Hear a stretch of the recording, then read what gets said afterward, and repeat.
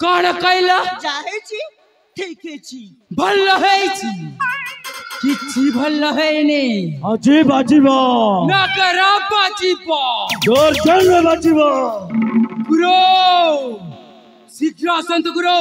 शीघ्र आसंतु गुरु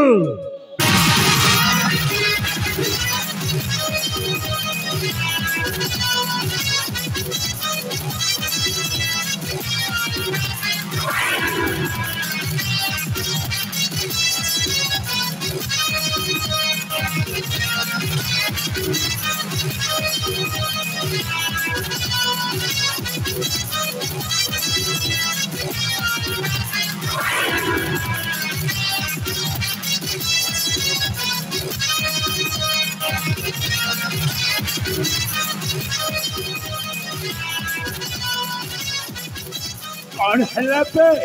गुरु कौन हमें कितना बुझेले भी ए माने किछि बुझु रहत गुरु ओ राजकुमारी मने करने काटा एई ने भी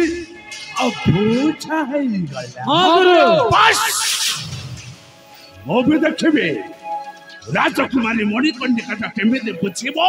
से काटा तो इनाके सन्ना गुआ सेनापति को बस भल्ल भाबरे जोड़ा गुरु तापर बारो एई जंगलर दुई प्रांतरे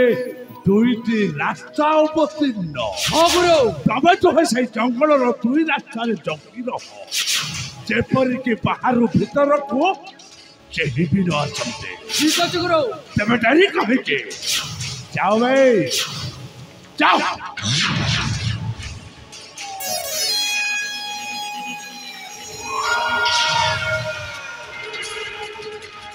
राजकुमारी मणिकर्णिका शेष थर पाई पचारुचे तमे मो प्रस्ताव पर राजी कि नाही ना भाई राजकुमारी मणिकर्णिका तमे मणिपुर राज्यर राजकुमारी भाभी जाओ गर्व अनुभव करुछ तमरे सौंदर्य चेहरा को नहीं जो अहंकार सृष्टि करुछ तम से गर्व अहंकार को जदे एनेके संडा को सेनापति माटी रे बिछाई जदे थोड़ी छात्र कर दे ताहले मोना बिना के संडा को सेनापति नो अबे राजकुमारी मणिकर्णिका फलरे पचारुछे तमे मो प्रस्ताव पर राजी हेई जाओ तुम प्रस्ताव रे के पहले राज्य भी ठीक छलो तमर से कोलिया कोमल मांसटा कमो एमिति भाबरे छिनभिन करी खाई जीजे तमे बंची सेवा जाए ताको मने पकौ सेवा ताल देनी कहे के ए सुजोड़ा मु हाथ छोड़ा करबी नहीं आसो राजकुमारी मणिकर्णिका भाई व्हाट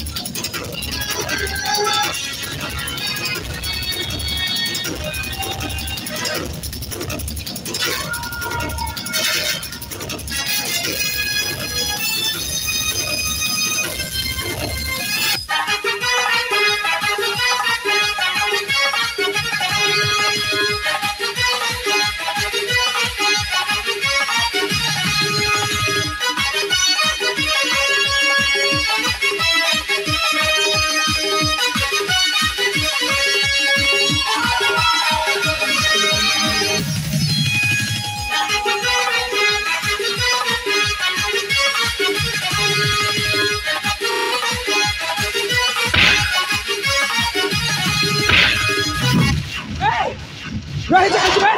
नचेत तोर घंटे मुंडा सीधा ला कर दे